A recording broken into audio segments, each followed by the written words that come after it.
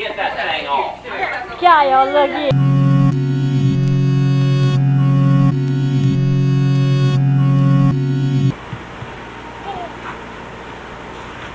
Hold on.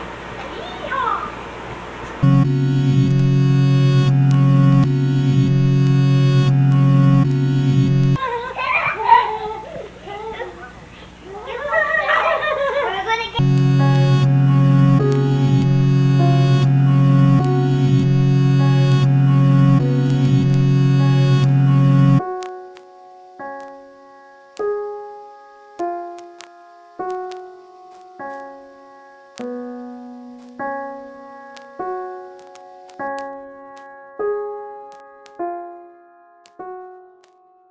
I first got to know my friend Art on a series of Wednesdays and Sundays the better part of 10 years ago.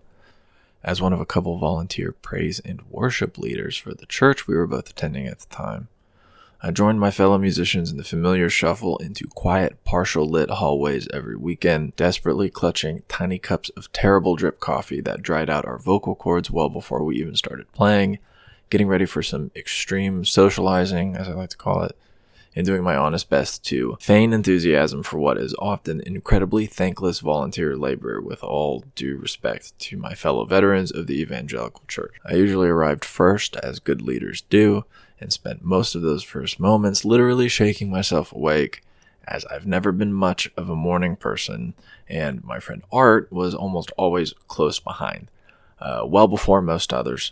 As the resident harmonica player, Art didn't need to tune his instrument, but he was always prepared and ready early. He didn't have complex or difficult parts to play, but was better practiced than literally everyone else.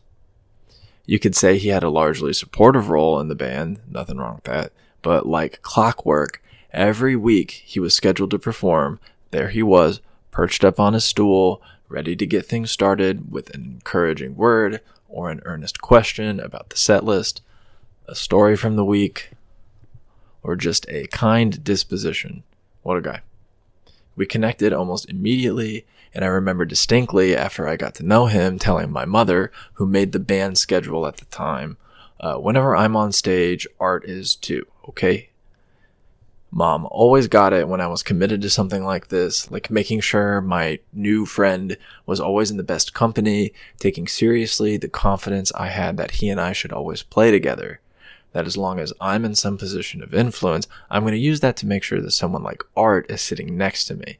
Not just because I think it would be good for him, that's honest truth, but because of what it does for me and what it did for that entire church.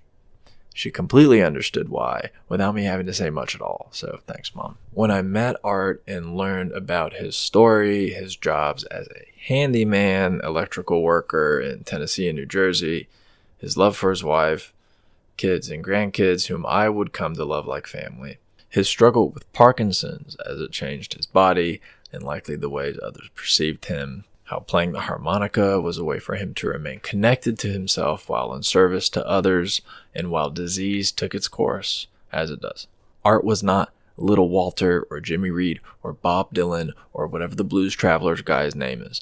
He didn't riff or shred, but gently and quietly played along with the melody of each song, which he would memorize sitting in front of his computer playing along to recordings.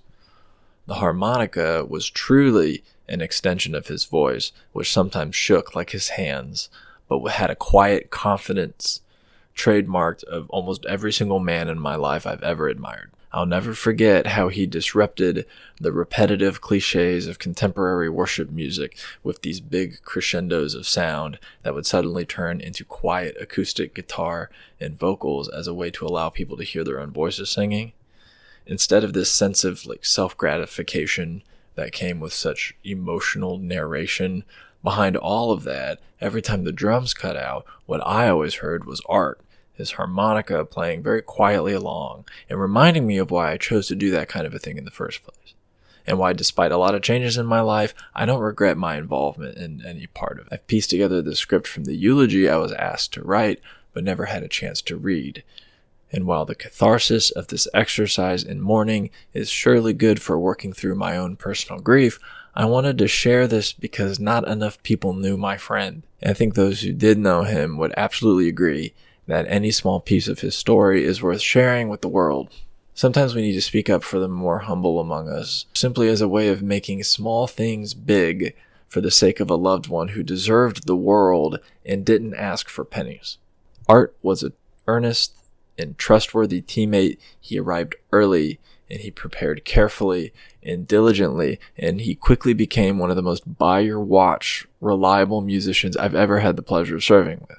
Art's presence grounded me in my instrument and as a leader and in the principles that guide all my acts of service then and since. There was a 30-year age difference between us, but that never really bothers me in general.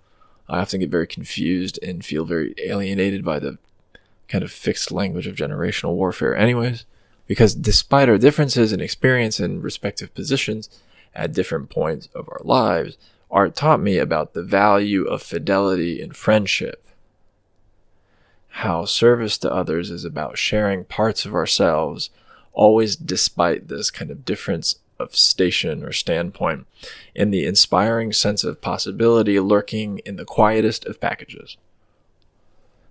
He opened his life to me without condition or judgment. Can't say the same for a lot of people in the church. And he gave me the honor of making his family my own, gave me the chance to also love his wife and son and the grandkids they raised. You know, the story of this family is, for the record, not mine to tell. I think I maybe have hit my limit already. But the invitation that they gave me to eulogize my friend, an invitation I was unable to accept due to distance, at least gives me the chance to talk about this amazing guy I knew who never asked me for anything besides friendship and who gave over his entire self to the music we made together. And serving with Art has always reminded me of the reward that comes from this kind of vulnerability and camaraderie. It's the kind necessary to give yourself over to some small project of the heart, something that requires you ask nothing in return but solidarity. It's grounded and contingent upon that. Art gave me the assurance and the knowledge that loving one another is still about finding in yourself new ways to need and be needed, and how encountering this kind of love changes you forever. Now they're going to say the blessing for us real big and loud. Okay, kids, go ahead. Okay.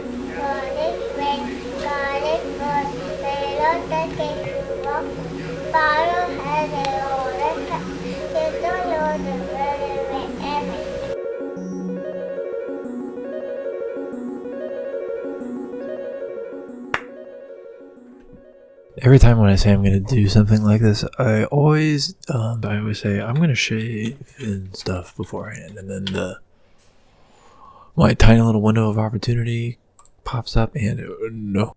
Hello. I was in high school when I first heard the debut album of the band Isley.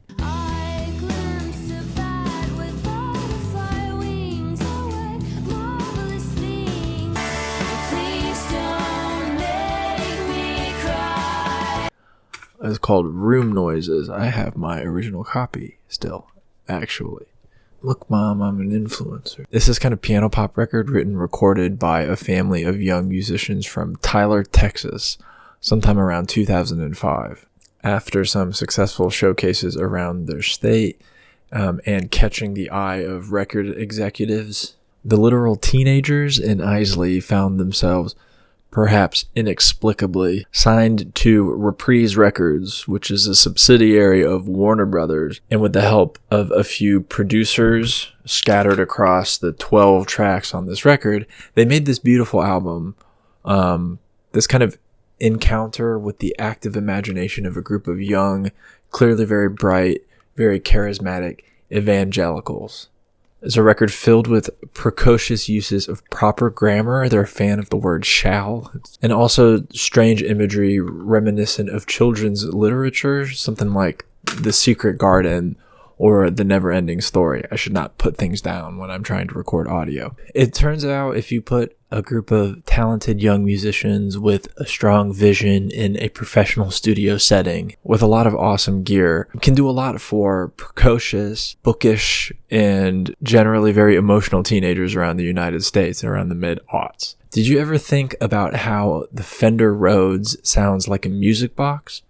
Because Isley did. They're a bunch of kids. It's amazing. Room Noises is an extremely of its time and place record. It's not some absolute classic that is waiting to be rediscovered. And that's okay, maybe good even. It's mostly a sad record about the dramatics of young love and anticipation of the passage of time. In this case, the process of growing older. Something that really reminds you of your own very ephemeral nature. That things that are here now won't always be here because they don't belong to us in this kind of discrete fashion. That even our most closely guarded forms of expression are subjected to the passage of time, the change that's always happening within us and around us. That's connected to this anxiety that you can get from realizing that so much is outside of our control, the things that I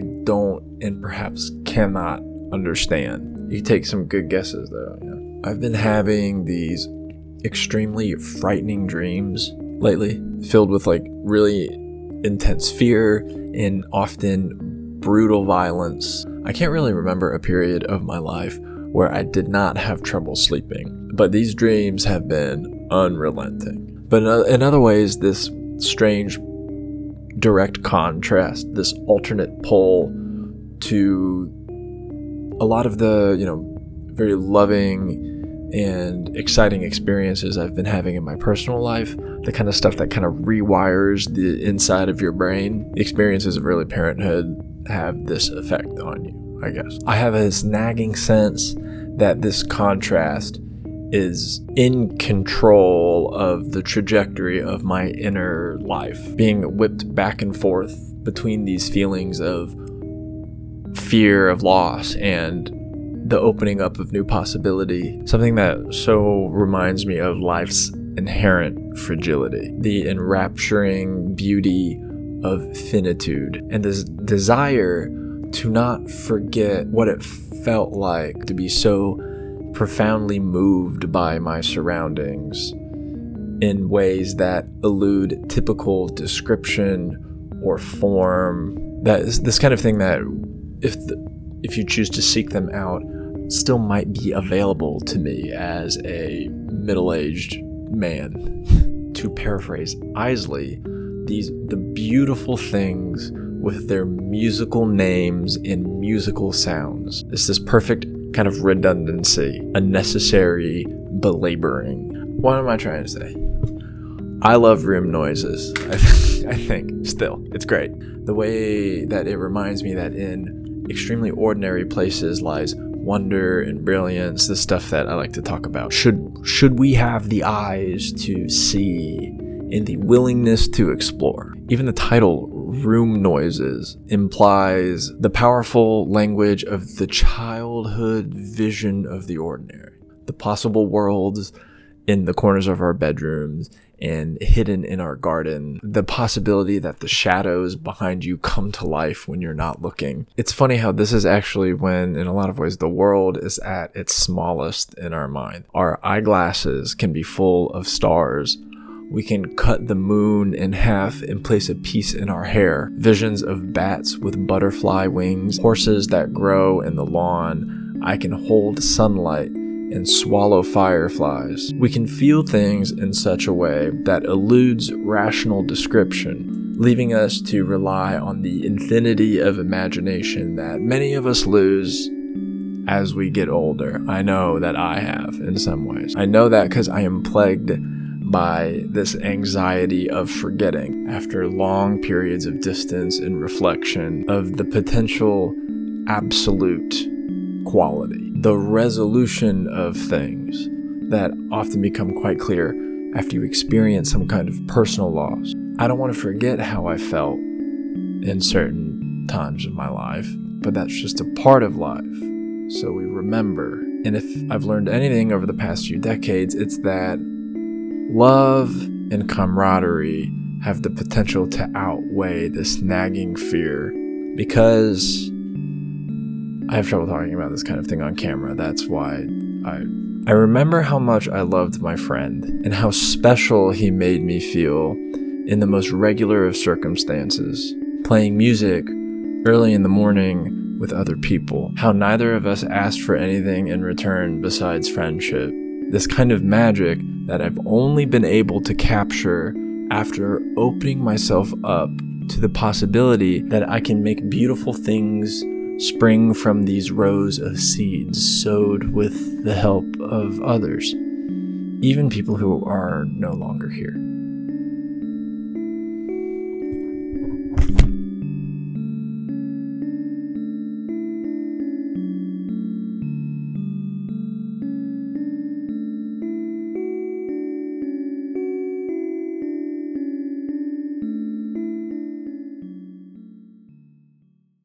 Here's another one, Kyle. Whoops, you missed that one.